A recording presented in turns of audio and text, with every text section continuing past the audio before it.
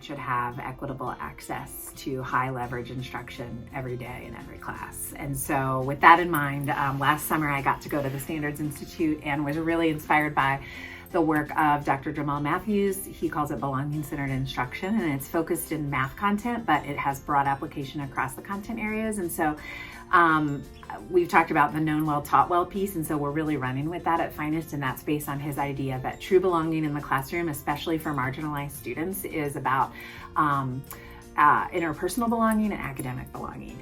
Belonging-centered instruction is really being able to show up exactly who I am to each class, and that is the belonging piece interpersonally, and then being able to achieve my highest academic potential, and that is the academic belonging piece. The real question is, like, how do we do it? How do we get every kid to feel an academic part of each class and make sure that the voices are equitably heard and encouraged, and that diverse experience and perspectives are like validated and honored.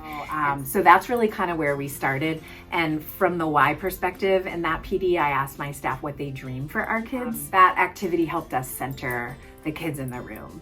And we did a protocol called a graffiti wall from Zaretta Hammond, and they were able to like graffiti think their ideas onto the walls. What's important for me is that every time we're doing a PD this year, my staff know that we're gonna tackle that belonging-centered instruction, so both angles of it, and also they're gonna walk away with very specific protocols and next steps that we're gonna be looking for when we observe. And so we're definitely following, the modeling, guided discourse, and academic monitoring, but also delving into the discussion strategies, because we have never gone quite deeply enough into those. We're a little behind on that. Really balancing those two things. And so what I did was I used a video that I love. It's a TED Talk called The Danger of a Single Story.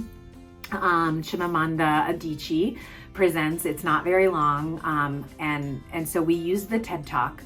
We viewed it together, and then we basically engaged in a protocol where the teachers were able to consider excerpts of the text, like basically from a text of her TED Talk, and use that to identify what the instructional implications are for them. And so if you watch the video, which I highly recommend, there were a lot of ways teachers could go with it, but really the simple idea was there's a tremendous danger, especially when we look around our world culturally, of a single story. And a lot of our kids walk into our classrooms with a single story about a lot of things. And we have this unique opportunity to help them unpack that and make sure that they have diverse perspectives about people groups and about historical events and about their own narrative and what they can bring to any given classroom conversation. And so it was really cool to hear what the teachers had to say about the implications on how to get that equity of voice, how to make sure that students see themselves as really valuable and important parts of every classroom discussion because they bring a unique perspective. Our writing assessment is a really big piece this year. It's our school-wide goal. So we're working super hard on aligning our instruction to what our students need based on the SAT rubric, because they're taking that writing test quarterly, and it's a grad requirement. And so we were reviewing the second writing assessment data, which our social studies team developed that test. And so we're reviewing the data. And it was really interesting because we had over 50% of the 74 students who took that test either beat their highest score or passed, which is a 16 or higher according to the rubric.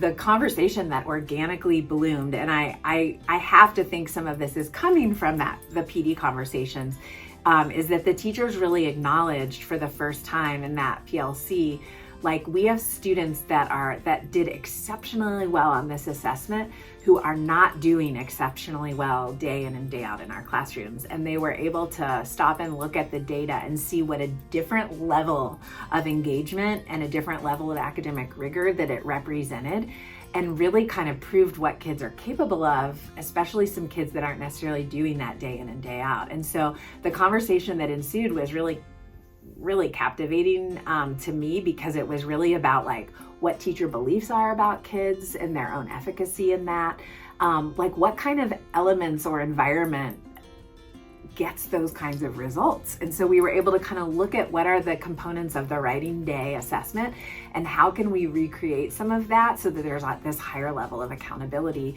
with regards to students, how it relates to them earning their point, how it relates to just the growth mindset in general.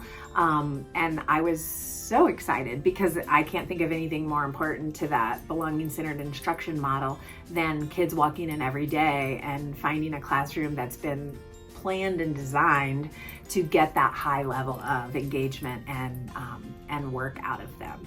And so I'm excited to see what happens next.